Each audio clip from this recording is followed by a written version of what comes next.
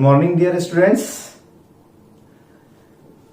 अब तक के वीडियो में हम सेक्शन 80 डी बी तक पहुंच चुके थे। हालांकि उसके आगे ई डबल ई ए ई बी तक मैं आपको एक्सप्लेन कर चुका हूं। ठीक है, हम फिलहाल क्या करेंगे, मैंने आपको एक 80 डी बी में सिंघानिया बुक पेज नंबर 435 पर एक इलस्ट्रेशन करने के लिए कहा था आपको। पेरा नंबर 145 P2 ये होमवर्क था। P1 मैंने करवाया था और P2 मैंने आपको होमवर्क करने के लिए कहा था। ठीक है, डेफिनेटली उसमें डाउट आए होंगे, इसलिए मैं सबसे पहले अगला सेक्शन स्टार्ट करने से पहले हम पहले इसके डाउट्स क्लियर कर लें। तो P2 में यहां पर आपके सामने स्क्रीन पर मैंने लिख रखा है। ठीक है, सिंघानिया बुक का P2 145 P2 5 असेसी दिए हुए हैं। 5 असेसी में उनका रेसिडेंशियल स्टेटस भी दिया है। उन्होंने मेडिकल एक्सपेंडिचर किस पर किए, तो डिपेंडेंट मदर पर किए। मदर क्या है, तो मदर 80 इयर्स ओल्ड है, resident 59 years old, non resident, इस तरीके से। और ये अमाउंट रिसीव्ड या रिकवर्ड फ्रॉम इंश्योरेंस कंपनी और एम्प्लॉयर है। तो 80 DDB का P1 जो हमने किया था उसमें मैंने आपको बताया था 80 DDB किस केस में होता है, actual expenditure incurred on medical treatment of specified disease prescribed by board for assessee himself और dependent spouse, brother, sister, parents, सब डिपेंडेंट, स्पाउस भी डिपेंडेंट हो तो मैक्सिमम कितना, तो एक्चुअल एक्सपेंडिचर और 40,000। और in case of senior citizen, resident senior citizen, वो 40,000 की लिमिट बढ़ के आपकी 1 लाख रुपए हो जाती है। मैंने कहा था पूरे इनकम टैक्स में जहां भी सीनियर सिटीजन को कोई एडवांटेज मिलता है वो सिर्फ रेसिडेंट सीनियर सिटीजन को मिलता है, नॉन रेसिडेंट को नहीं मिलता है। ठीक है, और इस सेक्शन के स्टार्टिंग में ही लिखा था किस पर एप्लीकेबल है, इंडिविजुअल एंड HUF। लेकिन इंडिविजुअल कौन, रेसिडेंट इंडिविजुअल, आपने ध्यान से देखा होगा 80 DB रेसिडेंट इंडिविजुअल और HUF, मे बी ऑर्डिनरी और नॉट ऑर्डिनरी, बट रेसिडेंट होना चाहिए। तो सबसे पहली लाइन के यहां से अपन पढ़ते हैं कि असेसी जो ये डिडक्शन क्लेम कर रहा है वही रेसिडेंट होना चाहिए। तो उस हिसाब से mister X, Y, Z, A, B ये सारे लोग रेसिडेंट हैं, लेकिन B जो है नॉन रेसिडेंट है। तो mister B tax payer is a non resident, hence 80 DDB not eligible. आगे के पॉइंट कोई मतलब ही नहीं, जब असेसी ही नॉन रेसिडेंट है तो he can not claim deduction under section 80 DDB। ठीक है, तो पहला पॉइंट ये है। अब बचे ये था, तो 4 assessees are eligible for 80 DDB because they are resident individuals। एक बात। दूसरा आते हैं, इलाज मेडिकल एक्सपेंडिचर हुआ डिपेंडेंट मदर पर 90,000, 26, 70, ये हुआ एक्चुअल एक्सपेंडिचर। ठीक है, अब इस एक्चुअल एक्सपेंडिचर को लिमिट हम 40 लगाएं या 1 लाख रुपए लगाएं, डिपेंड करेगा कि जिसका इलाज हो रहा है मेडिकल ट्रीटमेंट वो सीनियर सिटीजन है कि नहीं।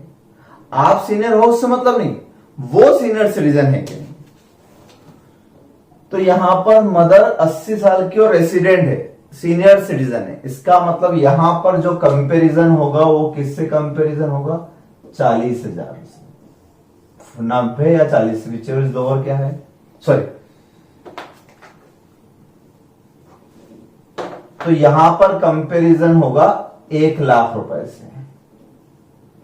ठीक है, विच इज लोअर क्या आएगा, 90 या 1 लाख, तो 90,000। तो 90,000 रुपए एलिजिबल एक्सपेंडिचर हुए, माइनस रिकवरी, ये जो रिकवरी है रिकवर अमाउंट 6,000 माइनस हो जाएंगे, बाकी 84,000 डिडक्टिबल अंडर सेक्शन 80 DDB। इस केस में 59 इयर्स है, सीनियर सिटीजन नहीं है। ठीक है, तो चाहे नॉन रेसिडेंट हो या रेसिडेंट हो, अगर सीनियर सिटीजन नहीं है तो नॉर्मल लिमिट अपने कितनी है, 40,000, 40,000, विच इज लोअर 26, 26 में से ये 17,000 माइनस हो जाएंगे, तो 9,000 डिडक्टेबल अंडर सेक्शन 80DD। तीसरे केस में 70,000।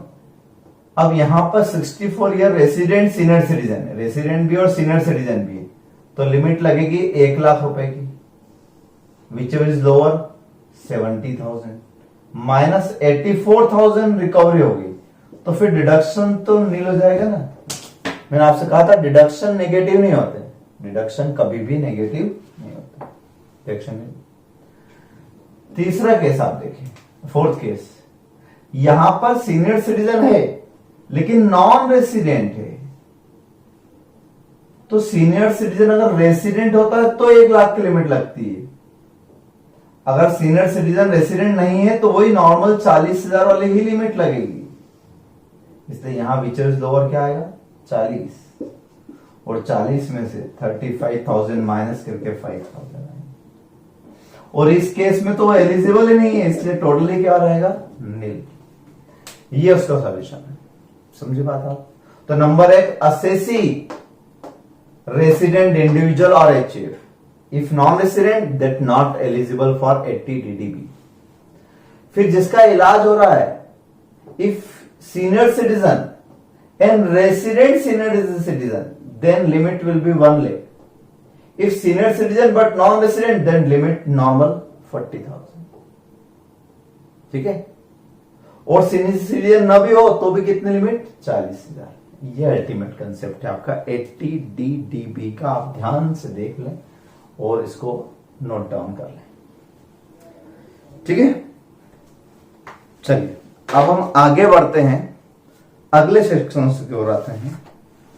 मैंने आपको अब तक एक्सपेंसेस से रिलेटेड जितने डिडक्शन होते हैं 80C से लेके तो 80U तक सब बता दिए।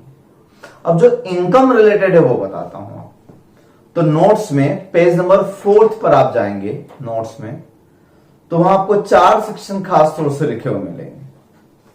वो 4 सेक्शन है 80QQB, 80RRB, 80TTA और 80TTB। ये 4 सेक्शन आईपीसीसी के लिए इंपॉर्टेंट है। इन 4 सेक्शन का डिस्कशन आज हम इस वीडियो में करते हैं, ठीक है। तो सबसे पहले लेते हैं हम 80TTA और TTB। पहले 2 इजी सेक्शन समझाता हूं। इनकम बेस्ड डिडक्शन का मतलब यह है कि आप अपनी इनकम में, income from salary, house property, business profession, capital gain, other sources, ये सब जीटीआई का पार्ट होता है। फिर आप डिडक्शंस देते हैं। तो अदर सोर्सेस में आप सेविंग अकाउंट इंटरेस्ट लिखते हैं। कौन सा लिखते हैं? सेविंग अकाउंट इंटरेस्ट, ठीक है। यहां पर आप सेविंग अकाउंट इंटरेस्ट लिखते हैं, सेविंग अकाउंट इंटरेस्ट। तो पहले वो इनकम फ्रॉम अदर सोर्स में आता है और वही इंटरेस्ट यहां पर 80TTA में डिडक्टिबल हो जाता है। मान लो 200 रुपए यहां लिखे तो 200 रुपए आप यहां माइनस कर सकते हो। इसके लिए आपको अलग से कोई इन्वेस्टमेंट या एक्सपेंडिचर नहीं करना है। जैसा बाकी सेक्शन में था 80C में LIC लेना है, PPF में जमा करवाना है, RPF में करना है, मेडिकल इंश्योरेंस प्रीमियम लेना है, वैसा यहां नहीं। यहां आपके अगर इनकम इंक्लूड है तो वो इनकम यहां पर किसी सेक्शन में डिडक्टिबल होगी, ठीक है। तो कैसे होगी और कितनी होगी ये समझना है हमको। उसके लिए आप 80TTA पर आए, इंडिविजुअल एंड HF के लिए, ठीक है। Interest on deposit in saving account, ध्यान रखना FD अकाउंट की बात नहीं कर रहा हूं, सेविंग अकाउंट। और वहां लिख भी दिया है मैंने, not being time deposit means FDs का इंटरेस्ट की बात नहीं कर रहा हूं, सेविंग अकाउंट इंटरेस्ट की बात कर रहा हूं। कहां पर? Saving account with any bank, private public कोई सी भी। कोऑपरेटिव सोसाइटी में भी सेविंग अकाउंट खुलता है, ठीक है। पोस्ट ऑफिस में भी सेविंग अकाउंट खुलता है। तो सारे सेविंग अकाउंट जितने भी खुलते हैं आप किसी भी जगह पे, वो सब इसमें आएगा। डिडक्शन कितना मिलेगा? तो मैक्सिमम लिमिट जो है आपको 80TTA में, वो ज्यादा से ज्यादा आपको 10,000 से ज्यादा का डिडक्शन अवेलेबल नहीं, नॉट मोर देन 10,000, ठीक है। लेकिन एक मजेदार बात आपको यहां पे समझाता हूं मैं, वो ये कि सपोज आपकी इनकम फ्रॉम अदर सोर्सेस में आपको सेविंग अकाउंट इंटरेस्ट मिला, सेविंग अकाउंट इंटरेस्ट, तो सेविंग अकाउंट इंटरेस्ट एसबीआई से मिला सपोज 5,000 रुपए, ठीक, वो आपकी इनकम फ्रॉम अदर सोर्स में आएगा। और पोस्ट ऑफिस से अगर मिला है, पोस्ट ऑफिस से, तो पोस्ट ऑफिस का मैंने आपको एक बार रूल बताया था कि अगर सपोज आपको पोस्ट ऑफिस से 6,000 रुपए मिलते हैं, 6,000 पोस्ट ऑफिस से, तो मैंने आपको एक रूल बताया था, और अगर आप भूल गए हो तो अभी याद रख लो कि post office saving account interest exempt होता है 3,500 रुपए तक, और अगर ज्वाइंट अकाउंट हो तो 7,000 तक एग्जेम्प्ट होता है। एक बार फिर मैंने यहां रिपीट लिखा है, आप देखें नोट्स में, वैसे मैंने अदर्स उसमें भी आपको बताया है। तो ये एग्जेम्प्ट ही होता है, डिडक्शन नहीं, एग्जेम्प्ट। और एग्जेम्प्ट इनकम को तो हम जीटीआई में इंक्लूड ही नहीं करते, पहले हटाते जाते हैं। जैसे इंडियन कंपनीज डिविडेंड 10 लाख तो पहले हटाते हैं। डिडक्शन में और एग्जम्पशन में ये अंतर है, डिडक्शन हम बाद में क्लेम करते हैं और एग्जम्पशन हम पहले ही क्लेम कर लेते हैं, पहले ही माइनस करते हैं। तो नेट अमाउंट आपका बाहर आएगा 2,500, नेट अमाउंट कितना आएगा बाहर आपका 2,500। ऐसी सपोज कोऑपरेटिव सोसाइटी में सेविंग अकाउंट है, उसका इंटरेस्ट आपका 1,000 है सपोज, वो भी आएगा। तो saving account, saving account, saving account आपको इस तरीके से टोटल मिला के इनकम फ्रॉम अदर सोर्सेस में ये 5, 7 और 8,000, 8,500 आ गए। कितने आ गए आपके अदर सोर्सेस में? 8,500। जीटीआई में इंक्लूड कितने? 8,500। अब एटीटीटी का मैक्सिमम डिडक्शन कितना है? 10,000 है। तो क्या मैं 10,000 लिख सकता हूं? नहीं, आपका इंक्लूड ही 8,500 है, तो आप माइनस भी कितना कर पाओगे? 8,500। ठीक है। और अगर मान लो ये ज्यादा होता, 18,000 होता, तो फिर आप मैक्सिमम बाहर कितना लिख पाते? 10,000। तो मैंने आपको हमेशा बताया जहां जहां लक्ष्मण रेखा हो मैक्सिमम, तो वहां उससे ज्यादा आप बाहर डिडक्शन नहीं ले पाओगे। तो ये इस तरह का डिडक्शन है कि पहले इनकम फ्रॉम अदर सोर्स में इंक्लूड करो, इंक्लूड करते समय आप एग्जाम कर दो पोस्ट ऑफिस का इंटरेस्ट। बैंक में एग्जाम्शन नहीं है, कोऑपरेटिव में कोई एग्जाम्शन नहीं, सिर्फ पोस्ट ऑफिस में एग्जाम्शन है 3,500 का, वो नेट करके बाहर ले आओ। ठीक है। अब आपकी इनकम अगर 18,500 है तो आप रिडक्शन कितना दे सकते हो? 10 तक। और अगर आपकी इनकम 8,500 ही है इसमें include income from other sources में, तो आप रिडक्शन भी ज्यादा से ज्यादा कितना दे पाएंगे? 8,500। ये मैक्सिमम डिडक्शन है। बिल्कुल इजी सेक्शन है, लेकिन ये भी प्रैक्टिकल लाइफ में सबसे ज्यादा यूज होगा क्योंकि मैक्सिमम लोगों के सेविंग अकाउंट होते ही है, और होते हैं तो कुछ न कुछ पैसा तो मिनिमम बैलेंस वहां रखते हैं, उस मिनिमम बैलेंस पे कुछ तो इंटरेस्ट आएगा, निश्चित तौर से आएगा। तो प्रैक्टिकल लाइफ के हिसाब से भी बड़ी काम की चीज है। ऐसे ही सेक्शन एक और है एटीटीटीबी, ये नया इंसर्ट हुआ है, ये रेसिडेंट सीनियर सिटीजन के लिए। फिर मैंने कहा जहां जहां सीनियर सिटीजन के लिए कुछ खास बात होती है, एडवांटेज वाली बात, तो वहां रेसिडेंट होना compulsory. His income includes interest on deposits with bank, cooperative and post office. Again deposit कहीं पर भी हो, बैंक में हो, कोऑपरेटिव में हो या post office. It may be interest on FD, saving account और अदर, यानी अब यहां से सेविंग अकाउंट नहीं, any interest on deposit. Deposit का नेचर आपका सेविंग नेचर का हो या आरडी अकाउंट हो या एफडी अकाउंट है, ये सब डिपॉजिट्स होते हैं। इन सब पर जो इंटरेस्ट आया सीनियर सिटीजन के लिए, ये स्पेशल रूल आया क्योंकि सीनियर सिटीजन ने पूरे इतने 60 साल तक उन्होंने अपने जीवन में जितनी हुई सेविंग की, उन सब की जनरली वो लोग एफडी करवा देते हैं, तो उनको ब्याज की इनकम ज्यादा होती, दूसरी इनकम कम होती है, इंटरेस्ट इनकम ज्यादा होती है। अब उस पर भी अगर वो टैक्स दे दे तो सोचो आप उनकी नेट इनकम क्या बचेगी। इसलिए सीनियर सिटीजन को एक एडवांटेज देने के लिए रूल आया है यहां पर कि अगर ये सीनियर सिटीजन होता और इसकी इनकम सपोज और जोड़ लेते हैं हम, सेविंग अकाउंट की इंटरेस्ट भी है और एफडी का इंटरेस्ट भी है, सपोज उसका 30,000 रुपए का, 30,000 का इसका इंटरेस्ट भी है। ठीक है। ये एफडी है बैंक ऑफ इंडिया में, ये एफडी है इनकी एचडीएफसी में, 13,000 रुपए इससे आए। ऐसे टोटल मिला के इनके इनकम फ्रॉम अदर सोर्सेस में कितने हो जाएंगे आप देखें जरा ध्यान से? 50,500 हो गए 50,500। ये इनकम फ्रॉम अदर सोर्सेस में। अब जब आप डिडक्शन देंगे नीचे जाके 80TTB में, तो वहां पर मैक्सिमम लिमिट जो दे रखी है, आप ध्यान से देखें, वो दे रखी है अप टू 50,000। कितनी है? 50,000। Such senior citizen can not get deduction under 80TTA। वो डबल डिडक्शन नहीं ले पाएगा। ऊपर वाला भी वो ले ले और नीचे वाला, ऐसा नहीं होगा कि ऊपर वाले में सेविंग अकाउंट पे 10,000 ले ले और नीचे वाले में 50 अलग से ले ले, ऐसा नहीं। सीनियर सिटीजन के लिए सारे इंटरेस्ट, चाहे वो सेविंग अकाउंट का हो, चाहे एफडी का हो, चाहे वो आरडी अकाउंट का हो, सारे इंटरेस्ट ऑन डिपॉजिट्स में टोटल मिला के मैक्सिमम वो 50,000 डिडक्शन ले सकता है।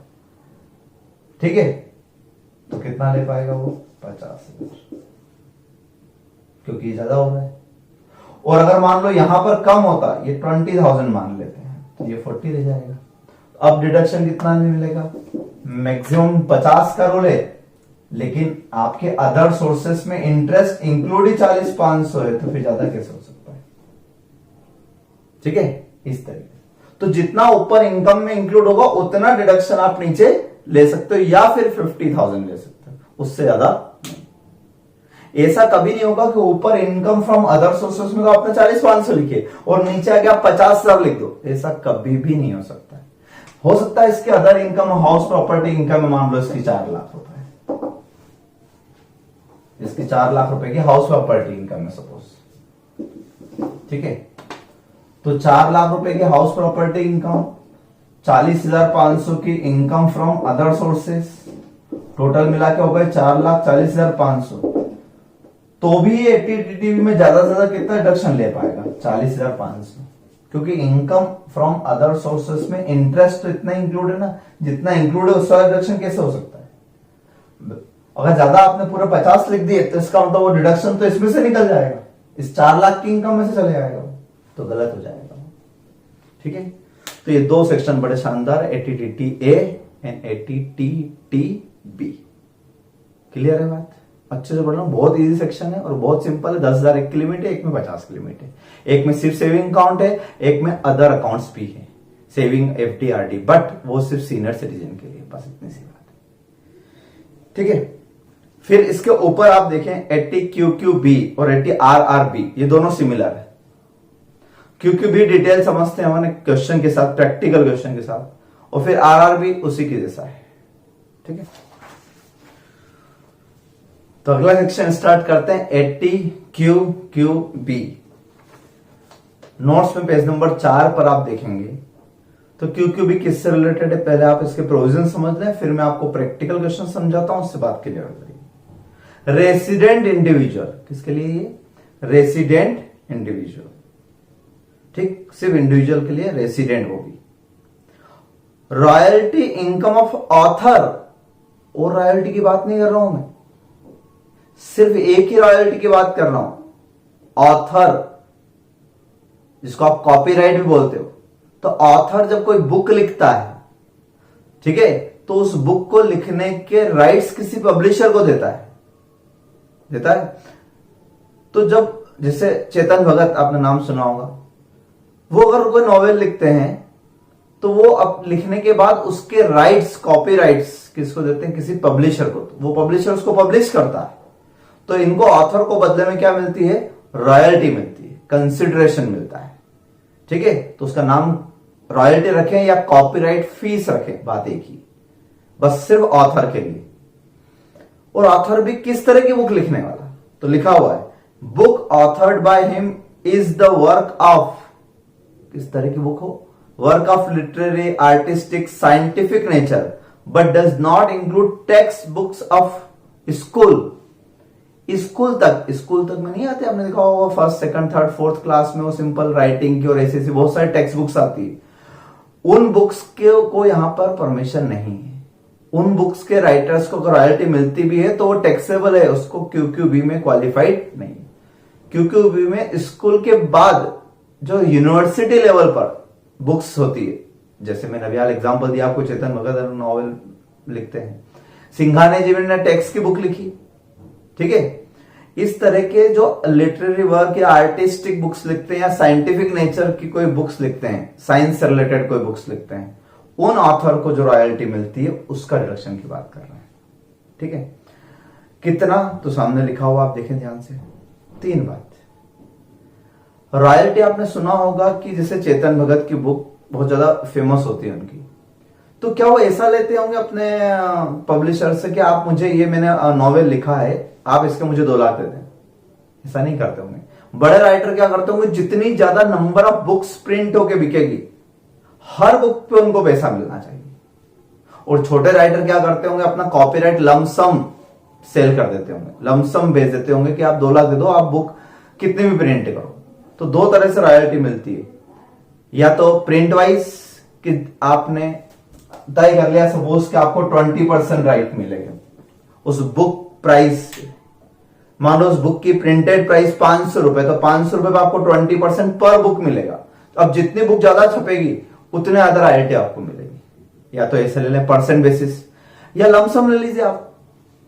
लमसम ले लीजिए, आपने 1 लाख रुपए तय कर लिया, 1 लाख रुपए। अब प्रिंट आपके 1000 बिके, 2000 बिके, 10,000 बिके या ज्यादा बिके, वो पब्लिशर का फायदा, आपका फायदा कितना है, 1 लाख मिल गए। तो या तो लमसम मिलेगा आपको या फिर परसेंट बेसिस पर मिलेगा। ठीक है, और अगर मान लो ये राइट आपने किसी फॉरेन पब्लिशर को दिया बाहर, तो वो आपको पैसा डॉलर में देगा, फॉरेन करेंसी आ जाएगी बीच में। तो यहां इन तीनों बातों पर क्या रूल है, आप ध्यान से पढ़ें। पहला पॉइंट, ए पॉइंट है डिडक्शन के लिए maximum 15% of sale value of such book. QQB में डिडक्शन आपको ज्यादा ज्यादा कितना मिलेगा, 15% मिलेगा। आपको रॉयल्टी भले 20% मिली हो, 30% मिली हो, उससे हमें कोई लेना देना नहीं, वो तो इनकम फ्रॉम अदर सोर्सेस में आ गई।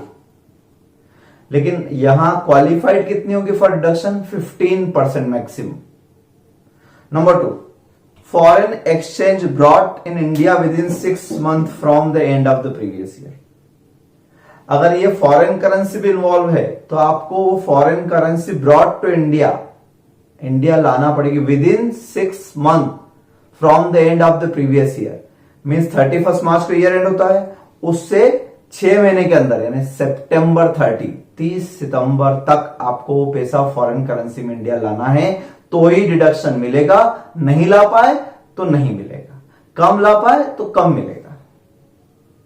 ठीक है, और तीसरा, एक्चुअल रॉयल्टी रिसीव्ड, एक्चुअल जो भी रिसीव्ड हुई हो, आपको 30%, 20%, 22% जो भी मिली, इन 3 चीजों को कंपेयर करेंगे हम। ठीक है, और फिर नीचे लिखा है ए और बी और सी विच एवर इज लोअर, इन तीनों में से जो कम होगा वो लाएंगे, उसमें से एक्सपेंडिचर माइनस करेंगे। रॉयल्टी कमाने के लिए खर्चे भी तो हो सकते हैं। मैंने बुक लिखने के लिए कुछ दूसरी बुक्स खरीदी थी, या मैंने मेरे असिस्टेंट रखे थे जो दूसरी बुक्स में से अच्छे अच्छे कंटेंट्स निकाल के मुझे बताते थे, तो मैंने उनको सैलरी दी थी। तो रॉयल्टी अर्न करने के लिए आपके एक्सपेंडिचर भी हो सकते हैं, वो बाद में माइनस होंगे, पहले नहीं। अब लेस करने के बाद जो नेट अमाउंट आएगा, नेट अमाउंट और ₹3 lakh maximum whichever is low is deductible under section 80 QQB। तो आप देखो, मैंने इन शॉर्ट यहां पे एक स्टेप लिख दी है, सही बताऊं तो मैंने आपको स्टेप लिख दी है ना। सिंघानिया बुक में या किसी बुक में इतना सिस्टमेटिक नहीं दे रखा है, मैंने आपको बड़े आसानी से स्टेप दी क्योंकि प्रैक्टिकल क्वेश्चन करने में इजी रहेगा। तो वहीं पे मैंने एक पेज नंबर भी दिया है आपको और इलस्ट्रेशन नंबर भी दिया है, पेज नंबर 457 नोट्स में देखें, और क्वेश्चन नंबर 163 P1 स्क्रीन पर एक बार दिखा रहा हूं मैं क्वेश्चन को आपको, और जिनके पास सिंघानिया बुक है वो बुक में से देख लें। देख लिया, इसमें आप ध्यान से देखें 4 कॉलम बने हुए हैं। 4 कॉलम में royalty on books covered by section 80 QQB। तो रॉयल्टी जो मिली है आपको, वो रॉयल्टी आपको मिली कितनी कितनी, तो कहीं 90,000, 3 लाख, 6 लाख, 8 लाख, चारों केस में अलग अलग नजर आ रहा है। ठीक है, इज इट लमसम पेमेंट, तो आंसर है नो नो नो, और लास्ट में लिखा यस, यानी लास्ट वाले में आपको पेमेंट परसेंट बेसिस पर नहीं है, लमसम है। 8 लाख रुपए लमसम मिले आपको, और बाकी 3 केस में नो नो लिखा है, इसका मतलब वहां लमसम नहीं है, वहां परसेंट बेसिस है।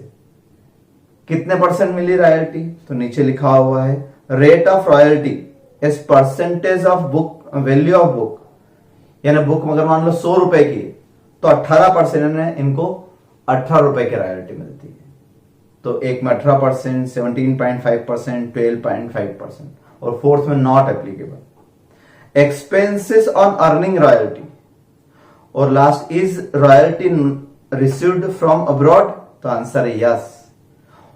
Amount received remitted to India till सितंबर मींस विद इन 6 मंथ, कितना कितना पैसा आ चुका है, 70,280, नॉट एप्लीकेबल और 7 लाख। ये एक छोटा सा और लेकिन बहुत शानदार क्वेश्चन है, इसको आर क्यू जरूर लिख लेना आप, ठीक है ना, क्योंकि इस क्यू क्यू बी को समझने का सबसे बेस्ट क्वेश्चन यही है। चलिए अब इसका प्रैक्टिकल करते हैं। तो एक्स वाई जेड और ए 4 कॉलम बनाता हूं मैं, X Y Z and A. इन 4 कॉलम में मैंने स्टेप लिखी एक तरीके से। आप देखो मेरे नोट्स में आखिरी कॉलम में मैंने लिखा number 1 maximum 15% of book value, तो आपकी एलिजिबिलिटी लगती है ए पॉइंट में 15% ऑफ बुक वैल्यू। तो अभी आपको कितनी मिली, 90,000 की रॉयल्टी मिली। कितने की मिली, 90,000। 90,000 की रॉयल्टी 18% पर मिली, तो 15 पर कितनी, सबसे पहला काम आपको ये, ठीक है। तो ये हो गया 75,000।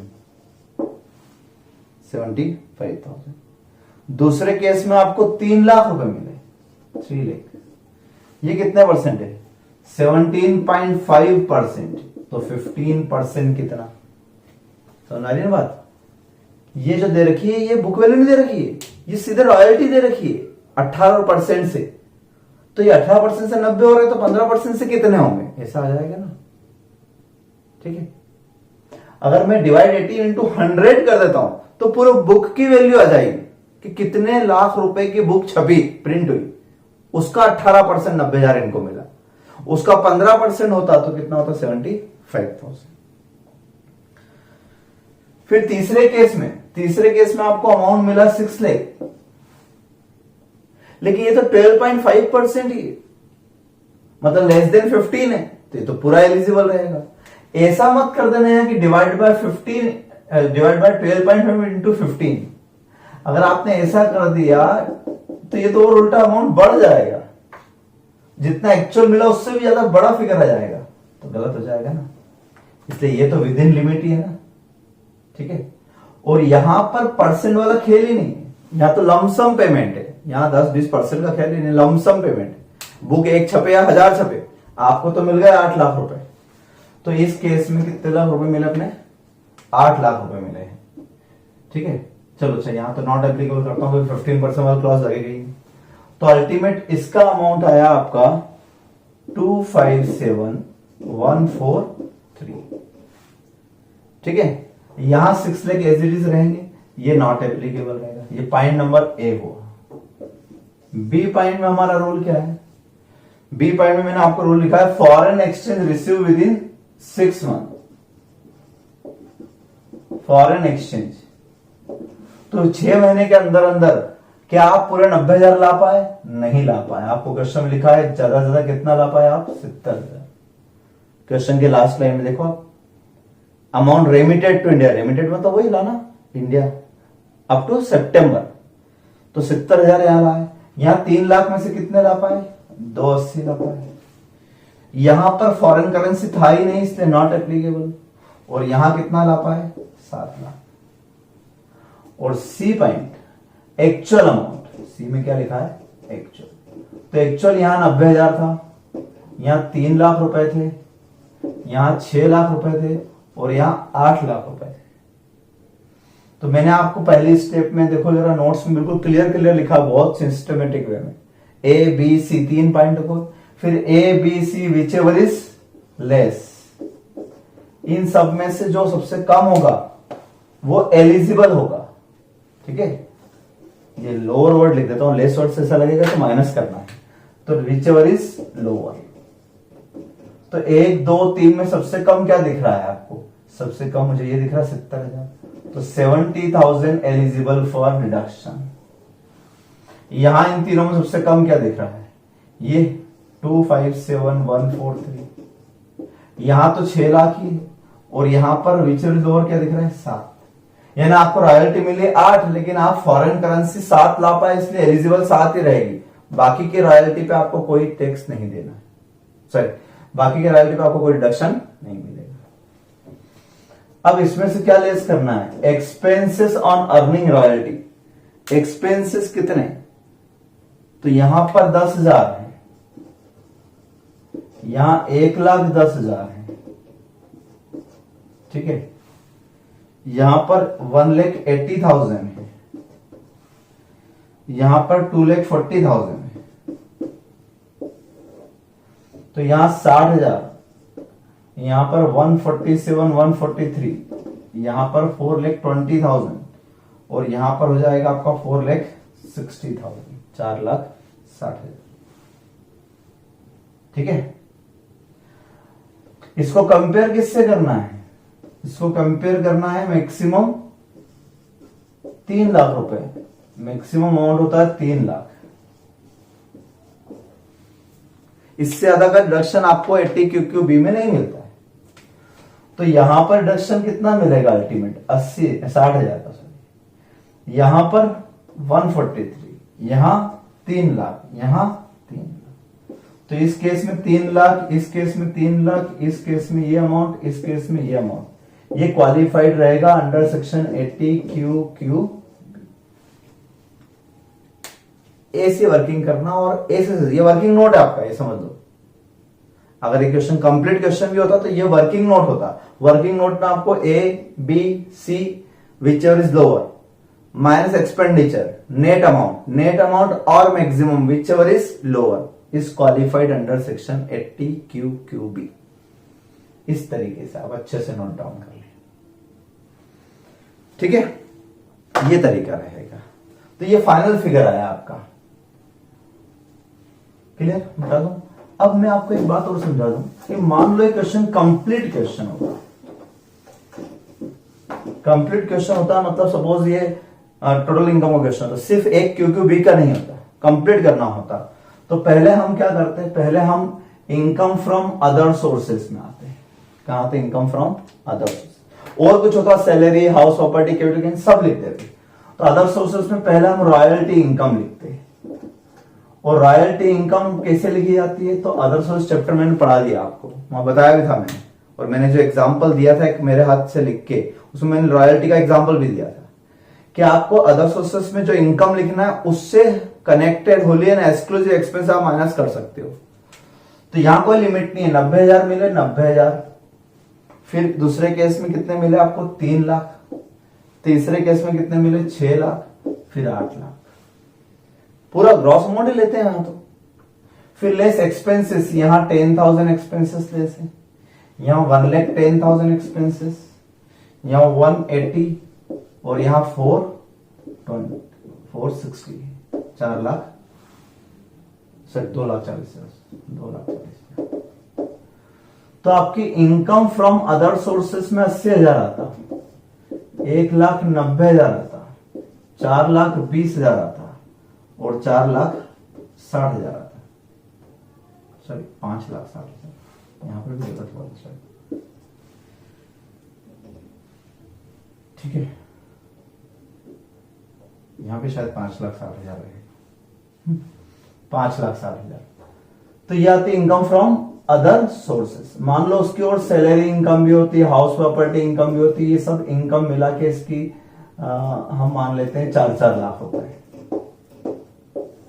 तो ये होती GTI इसकी 4,80,000, ठीक है। यहाँ पे 5,90,000, यहाँ पर 8,20,000, यहाँ 9,60,000, लेस 80 QQB। तो 80 QQB ऐसा क्वेश्चन करते हैं आप नॉर्मल वे में, तब रॉयल्टी पूरी लिखते, तब आपको 15%, 18%, फॉरेन एक्सचेंज कोई मतलब नहीं, ग्रॉस अमाउंट लिखते, लेस एक्सपेंसेस नॉर्मल रूल्स के हिसाब से। और QQB का ये वर्किंग नोट बना लेते हैं। इस वर्किंग नोट से जो अल्टीमेट रूल आता है 60,000, तो 60,000 यहां माइनस कर देते हैं। यहां 147 143 माइनस कर देते, यहां 4,20,000 माइनस कर देते, ठीक है, और यहां पर 5,60,000 माइनस कर देते ऐसे, तो आपकी टोटल इनकम आ जाती है इस तरह। तो ये वर्किंग नोट आपको अलग से बनाना है, जब वर्किंग नोट में तो ये सब रूल्स लगाना, नॉर्मल क्वेश्चन में 5 हेड में कोई डिस्टर्ब मत करना, जैसे वहां लिखते थे रॉयल्टी वैसे ही लिखेंगे, ठीक है, क्लियर। और एक डाउट और सभी को कॉमन डाउट है, हमेशा आता है कि सर जब एक्सपेंसेस यहां लेस कर दिए तो फिर ये जब रॉयल्टी निकाली हमने तब फिर से क्यों एक्सपेंस माइनस किए? तो भाई इसलिए माइनस किए, डबल डबल माइनस नहीं हो रहा है। बात ये कि आपके इनकम में यहां पर 90,000 इंक्लूड ही नहीं है, 80 इंक्लूड है, तो आप डिडक्शन भी 80 से ज्यादा दे पाते क्या? नहीं दे पाते ना, ठीक है। ऐसे यहां पर भी सभी जगह पे अगर मान लो मैं ये एक्सपेंसेस माइनस नहीं करता डबल से, तो यहां तो आपके इनकम में एक 90 इंक्लूड है और डिडक्शन जो है यहाँ 2,57,000 आया था, एक्सपेंसेस से पहले का फिगर देखो आप, 257 आया था, तो 257 डिडक्टिबल हो जाता, जबकि इनकम में इतना इंक्लूड ही नहीं। तो जितना इनकम में इंक्लूड होता है उतना एक्सपेंस डिडक्शन मिलता है, और इनकम में नेट बेसिस पे इंक्लूड है तो डिडक्शन भी नेट बेसिस पर होगा, इसलिए एक्सपेंडिचर माइनस की। क्लियर नहीं हुआ क्लियर तो फिर से एक बार पूछ लेना मुझसे डाउट, ठीक है, बाकी और कोई डाउट नहीं होना चाहिए। ये रहा अपना QQB। तो लास्ट सेक्शन पर आते हैं, आखिरी सेक्शन आपका वो है 80RRB। 80RRB सेम QQB जैसा ही है। QQB ऑथर के लिए था, रॉयल्टी रिसीव्ड बाय ऑथर, वहां पर टैक्स पेयर खुद राइटर है, ऑथर लिखता है कुछ, उस पर रॉयल्टी मिली। यहां पर किसके लिए मिलेगी? तो royalty in respect of patent, आपने कोई फॉर्मूला बनाया था, ठीक है, या किसी कोई इनोवेशन किया था आपने, उसका पेटेंट आपने करवा लिया, ठीक है। अब उस पेटेंट को आपने किसी को दिया तो बदले में आपको कंसिडरेशन मिलेगा ना, बेचा नहीं, रॉयल्टी मिलेगी आपको। जैसे आप मान लो कोई मेडिसिन से रिलेटेड आपने कोरोना वायरस की वैक्सीन, आप वैज्ञानिक आपने बनाई, आपने उसका पेटेंट करवा लिया अपने नाम से, अब आपने किसी फार्मास्यूटिकल कंपनी को दिया, सन फार्मा को दिया, तो सन फार्मा आपको क्या देगी बदले में? रॉयल्टी देगी। ऐसे रॉयल्टी मिलती पेटेंट के केस में। पेटेंट राइट्स आपने दिए, राइट्स, तो बदले में कंसिडरेशन कुछ तो मिलेगा ना।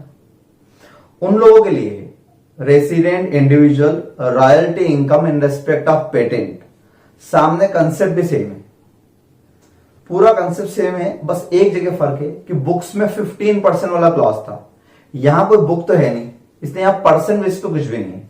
यहां नंबर 1 पॉइंट में फॉरेन एक्सचेंज वाला पॉइंट सेम है, अगर पेटेंट फॉरेन एक्सचेंज में आया है तो within 6 month from the end of the previous year it is remitted to India, एक अमाउंट ये हो गया।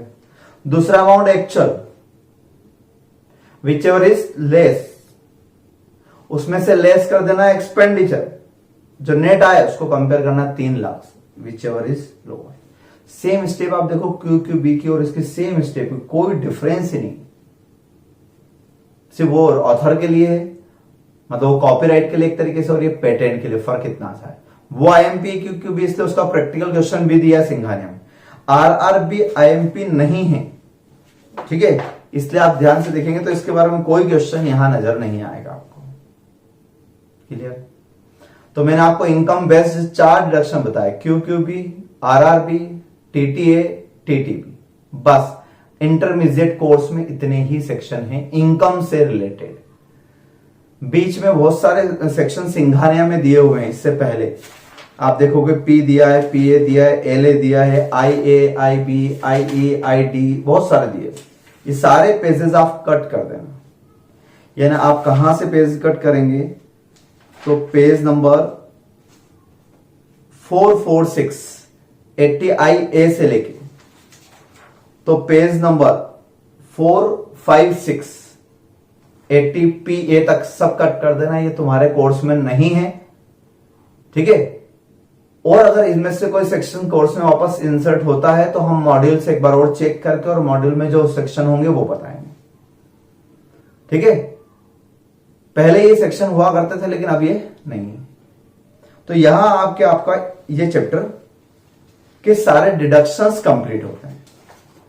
अब इस चैप्टर में आपको एक सेक्शन और नजर आएगा, मेरे नोट्स में भी मैंने इस टेबल के नीचे लिखा है, वो डिडक्शन नहीं, वो रिबेट है। Rebate under section 87A।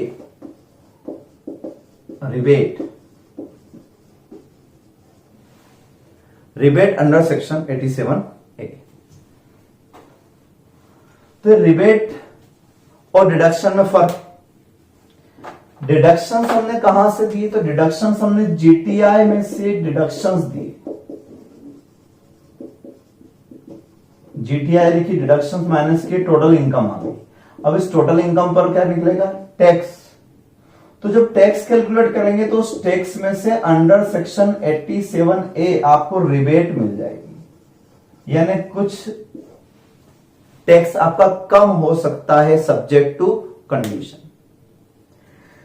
आपने सुना होगा टैक्स 2.5 लाख रुपए तक नील होता है, 2.5 लाख के ऊपर 5% टैक्स लगता है, 2.5 लाख से 5 लाख तक, ठीक। लेकिन फिर आपने एक बात और सुनी होगी कि सर 5 लाख तक तो टैक्स ही नहीं लगता है।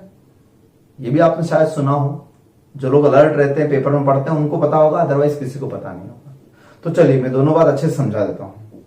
87A का कंसेप्ट ये है कि रिबेट अप टू 12,500, कितनी? 12,500 इसी साल से, ये with effect from assessment year 2021, from tax before education cess is available in following case only. तो एजुकेशन सेस लगाने के बाद, एजुकेशन सेस तो इसके बाद लगता है, सरचार्ज भी इसके बाद लगता है, एजुकेशन सेस भी इसके बाद लगता है, उससे पहले रिबेट माइनस करना है, ठीक है। अभी ये टैक्स वाला पार्ट मैंने आपको समझाया नहीं है, लेकिन जब भी टैक्स समझाऊंगा तब आप ये याद रखना 87A। अभी आपका काम यहां तक का है सिर्फ, ये भी मैंने नहीं समझाया, बट मैं इसमें से 87A समझा रहा हूं कि अगर आपका टैक्स सपोज 15,000 बनता है, तो 15,000 में से 12,500 आपको क्या मिल जाएगी? 87A में रिबेट मिल जाएगी। तो आपको नेट टैक्स कितना पे करना पड़ेगा? 2,500 प्लस एजुकेशन सेस वगैरह, वो बात की बात है। और अगर आप मान लो आपका टैक्स ही 5,000 है, तो फिर रिबेट आपको 5,000 ही मिलेगी, टैक्स नहीं। तो रिबेट भी कभी नेगेटिव नहीं होगी। ऐसा नहीं होगा कि 5,000 में से आप 12,500 माइनस करके नेगेटिव 7,500 ले आओ, मतलब क्या गवर्नमेंट तुमको टैक्स दे? ऐसा नहीं होगा। और इसको कोई रिफंड थोड़ी ना बोलेंगे। रिफंड तब होता है जब ज्यादा टैक्स पे कर दिया तो गवर्नमेंट वापस करती है। रिबेट नेगेटिव कभी भी नहीं होगी, इसलिए इस बात का ध्यान रखें। तो अप टू 12,500 ये लिखा, अप टू मतलब मैक्सिमम, उससे कम होगा तो कम। लेकिन शर्त ये है, इंपॉर्टेंट कंडीशन है, और एमसीक्यू में 100% आ सकता है वाला पॉइंट। रेसिडेंट इंडिविजुअल, सिर्फ किसको मिलेगी रिबेट? रेसिडेंट इंडिविजुअल में बी ऑर्डिनरी और non ordinary resident having total income GTI minus all deductions, इसको बोलते हैं total income. Having total income up to 5 lakh. तो जिन लोग की टोटल इनकम 5 लाख रुपए होगी उनको ये रिबेट मिलेगी। वो भी रेसिडेंट होना चाहिए, वो भी इंडिविजुअल होना चाहिए, नॉट फॉर एचएफ, सिर्फ इंडिविजुअल, वो भी रेसिडेंट को ही मिलेगी। 5 लाख रुपए तक की इनकम। अगर आपकी इनकम 5,01,000 रुपए भी है तो फिर आपको ये रिबेट नहीं मिलेगी, 0, 1 रुपए की भी रिबेट नहीं मिलेगी, ठीक है। ये कंसेप्ट है। इसलिए आपकी इनकम किससे ज्यादा नहीं होना चाहिए? Not exceeding 5 lakh. Exact 5 lakh होगी तो भी चलेगी, 5 लाख से कम होगी वो भी चलेगी, लेकिन 5 लाख से 1 भी 1,000 रुपए आपके ऊपर नहीं होना चाहिए, 100 रुपए भी ऊपर नहीं होना चाहिए, ठीक है। अब प्रैक्टिकल अप्रोच बताता हूं मैं आपको। सपोज किसी रेसिडेंट इंडिविजुअल की वाकई इनकम 5 लाख है, तो रूल के हिसाब से 2,50,000 तक कोई टैक्स नहीं लगता है, नहीं लगता है। 2,50,000 के बाद 5 लाख तक, यानी बीच के 2.5 लाख पे आपको 5% टैक्स लगता है। 5% टैक्स मतलब कितना? 12,500 का। तो 5 लाख रुपए की इनकम पर ऐसे टैक्स लगता है। पहले 2.5 लाख पर नील, 2.5 से 5 पर 5%, 5 से और आगे होता 10 तक, तो बीच के 5 पे आपका 20% लगता, और 10 से भी ऊपर होता अगर आपका, मान लो 12 लाख की इनकम है, तो 2 लाख पे कितना लगता? 30%। ये रूल है, 5%, 20%, 30%। अभी जो नया बजट आया वो स्लेब आपके काम की नहीं है। असेसमेंट 2021 में ये स्लेब है, up to 2,50,000 nil, 2,50,000 to 5 lakh, और 5 lakh to 10 lakh, 10 lakh and above, ये रेट रूल है। तो सपोज अगर किसी की इनकम 5 लाख होती तो पहले 2.5 लाख पे कोई टैक्स नहीं देता, अगले बचे हुए 2.5 लाख पे वो 5% से 12,500 टैक्स बनता, और 12,500 की उसको क्या मिल जाती? रिबेट मिल जाती। तो टैक्स लायबिलिटी क्या आती? 0। इसलिए ये कहा जाता है आजकल के 5 लाख रुपए तक की इनकम पे कोई टैक्स नहीं लगेगा, ठीक। लेकिन अगर गलती से भी यहां 5,01,000 रुपए होते, 5,01,000 रुपए होते, अब 5,01,000 रुपए अगर होते यहां पर 5,01,000, तो यहां बचते 2,51,000, और 2,51,000 का 5%, 2,51,000 का 5% हो जाता है 12,550 रुपए। सही कैलकुलेशन है मेरा, ठीक है। तो 12,550 रुपए अगर होते, 12,550 टैक्स बनता, तो आपकी रिबेट 0 होती। इसका मतलब आपको पूरे पे टैक्स देना पड़ता, क्योंकि आपकी इनकम 5 लाख रुपए से ज्यादा निकल गई, जबकि रिबेट तब है अप टू 5 लाख। यस, आपको लगेगा कि लोग बेईमानी करेंगे, कर सकते हैं, करते ही, व्यापारी लोग तो करते ही। व्यापारी लोग होगा तो 1,000 रुपए कोई भी एक्सपेंडिचर लिख देंगे, लेकिन सैलरीड एम्प्लॉय हुआ तो ये नहीं कर पाएगा। प्रॉब्लम ये, इसलिए तो रूल्स बना के रखें। क्या कर सकते हैं, कुछ लोग फायदा लेते हैं, कुछ लोग नुकसान में रहते हैं। सैलरीड एम्प्लॉय हमेशा नुकसान में रहता है, ठीक है। क्लियर। 87 ये रिबेट कैसे मिलती है। टैक्स कैलकुलेशन अभी नहीं समझ में आया, कोई टेंशन नहीं, टैक्स कैलकुलेशन बहुत सारे चैप्टर में करना बाकी, अभी कहीं भी मैंने टैक्स नहीं समझाया, वो तो यहाँ एक पॉइंट समझाना था इसलिए बताया। तो टैक्स तो अभी इग्नोर ही करो आपको सिर्फ ये समझना है कि 87 एक कब मिलती है, बस आप याद रखें। टैक्स बहुत सारे चैप्टर बाकी अपने, सब में टैक्स कैलकुलेट करवाऊंगा। लास्ट एक नोट, हमने 80CCD पढ़ा, तो ध्यान से देखें इस 80CCD के इस नोट को। इस नोट में आपको सीसीडी में तो कौन सा याद आया? वही national pension plan, national pension scheme contribution होता था। 80CCD में एम्प्लॉयर भी करता है, एम्प्लॉय भी करता है। आप सेल्फ एम्प्लॉयड हो तो आप भी करते हो, तो आपको डिडक्शन मिलता है 80CCD 1 में, बी में, 1 एंड 2 में। तो अगर उस पेंशन प्लान में से आपने कंट्रीब्यूशन किया तो 80CCD 1, 2 आएगा, लेकिन विड्रॉ कर लिया तो क्या रूल है? Partial withdrawal from NPS to the extent it does not exit 25% of employee's contribution. जितना एम्प्लॉय ने कंट्रीब्यूट किया था उसके 25% से ज्यादा नहीं, 25% तक का अगर विड्रॉ करते हो तो वो विड्रॉल अमाउंट एग्जेम्प्ट रहेगा। इसका मतलब 25% से ज्यादा विड्रॉ करेंगे, ठीक है, तो वो जो ज्यादा वाला एक्सेस अमाउंट है 25 तक का एग्जेम्प्ट, बचा हुआ जो है वो टैक्सेबल। मान लो आपने 27% विड्रॉ किया तो 25 exempt, 2% taxable. Amount received by SSC employ और नॉन एम्प्लॉय, नॉन एम्प्लॉय मतलब self employed person, on closure of account और on opting out of NPS scheme, यानी आप अकाउंट बंद करवा रहे हो और पूरा पैसा निकाल रहे हो। आपको स्कीम नहीं से पसंद आई तो आप स्कीम खत्म कर रहे हो, पूरा पैसा विड्रॉ कर रहे हो, तो 60% अमाउंट एग्जेम्प्ट, 40% टैक्सेबल। ऊपर वाले सेकंड अमाउंट में, in amount two into amount is received by nominee on death of SSC. अगर डेथ हो गई और आपका नॉमिनी जो है उसको पैसा मिला इस एनपीएस अकाउंट से, तो उसके हैंड्स में क्या रहेगा? एग्जेम्प्टेड। इस नेशनल पेंशन स्कीम में हमने जमा करवाया क्यों था? कि इन फ्यूचर हमको पेंशन मिले। तो fourth point, pension received out of NPS, इस स्कीम में से पेंशन मिलेगी तो हर महीने वो पेंशन मिलेगी, वो पेंशन टैक्सेबल होगी, फुली टैक्सेबल होगी। फिर पांचवा point, amount received in 2, 3, 4 is utilise for purchase of annuity plan, यानी वो पैसा वहां से निकाल के आपने नया कोई पेंशन प्लान खरीद लिया। एन्युटी प्लान मतलब पेंशन प्लान, तो इस एनपीएस में से निकाला और कहीं और एन्युटी प्लान में लगा दिया तो भी एग्जेम्प्टेड। और last, pension received out of annuity plan.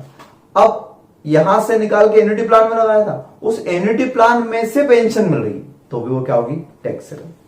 यानी इन शॉर्ट अगर मैं कहूं तो जब भी पेंशन मिलेगी तो टैक्सेबल, आपके डेथ के बाद आपके घर वालों को मिलेगा पैसा तो एग्जेम्प्टेड, आप खुद विड्रॉ करोगे तो अगर 25% तक किया तो एग्जेम्प्टेड, और पूरा अकाउंट ही क्लोज करवा दिया अगर आपने तो 60% एग्जेम्प्ट, 40% टैक्सेबल। ठीक, याद रह जाए तो अच्छी बात है, अदरवाइज कोई बहुत ज्यादा एमपी पॉइंट नहीं है, लेकिन एमसीक्यू के लायक बन सकते हैं, इसका मुझे पुराना पढ़ाना पड़ता है तो इसलिए मैंने ये पॉइंट दिया जिसको याद रह जाए। मेन एटीसीसी 1-2 का डिडक्शन इंपॉर्टेंट था, ये विड्रॉल वाला इतना इंपॉर्टेंट नहीं। ठीक है, यहां मेरे नोट्स भी खत्म हो जाते हैं और अब जाके आपका ये चैप्टर 100% कंप्लीट हो जाता है, थ्योरी पार्ट पूरा। प्रैक्टिकल क्वेश्चन में मैंने आपको जहां जहां जरूरत रही मैंने सब बताया आपके, लेकिन इसके बाद भी और भी बहुत सारे प्रैक्टिकल क्वेश्चन आपको पैरा नंबर 167 P1 पे दिए, 167 P1 2 3 ऐसे दिए हैं। ये अभी नहीं करना है किसी को भी, क्योंकि ये कंप्लीट क्वेश्चन है इंक्लूडिंग कैपिटल गेन, बिजनेस है, और वो मैंने अभी नहीं समझाया आपको। तो ये टोटल इनकम के क्वेश्चन है, टैक्स कैलकुलेशन तक के हैं। अब जब तक वो 2 हेड नहीं हो जाएंगे ये क्वेश्चन हम नहीं कर पाएंगे। ठीक है, तो ये बाद में करेंगे। मेरा मकसद सिर्फ इतना था कि इतना टाइम हम इस बात में बचा लें कि एक एक डिडक्शन में आप देख रहे हो कितना डिटेल में समझाना पड़ता है। तो ये जो थ्योरी वाला पार्ट है, प्रोविजन क्या कहता है, ये आपको समझ में आ जाना चाहिए। प्रैक्टिकल की जो कमी है वो हम पूरी कर लेंगे लाइव क्लासेस में। तो ये चैप्टर वापस से मैं एक बार रिवाइज करवा दूंगा आपको, ठीक है, लेकिन तब तक आप अच्छे से पढ़ के रखें। उस वक्त हम इतना डिटेल में नहीं पढ़ पाएंगे, इसलिए डिटेल में तो आपको वीडियो ही देखना है। जो जो पॉइंट रह गए हैं, जैसे मैंने 80G छोड़ा है, 80GG छोड़ा है, 2 सेक्शन छोड़े और JJA छोड़ा है, JJAA, ये 3 सेक्शन छोड़े हैं, प्लस ये सारे प्रैक्टिकल क्वेश्चन लास्ट के, इतना छोड़ा है मैंने। बाकी सारा मैंने करवाया और जितना मैंने करवाया वो 100% कंप्लीट है, सफिशिएंट है, मतलब उसमें कुछ भी एक्स्ट्रा पॉइंट नहीं बचा है जो मुझे समझाना है, इसलिए आप ढंग से पढ़ लें। ठीक है, क्लियर? 3 चैप्टर हमारे कंप्लीट हो चुके हैं, other sources, clubbing of income और डिडक्शंस। ये हमारा कम से कम 10 से 12 दिन का कोर्स कंप्लीट हो गया हमारा। अब आप इस कोर्स को आप रिवाइज करो, ठीक है, मैं इसका टेस्ट लूंगा, उसके बाद ही अगले चैप्टर पर आऊंगा। Okay, thank you so much.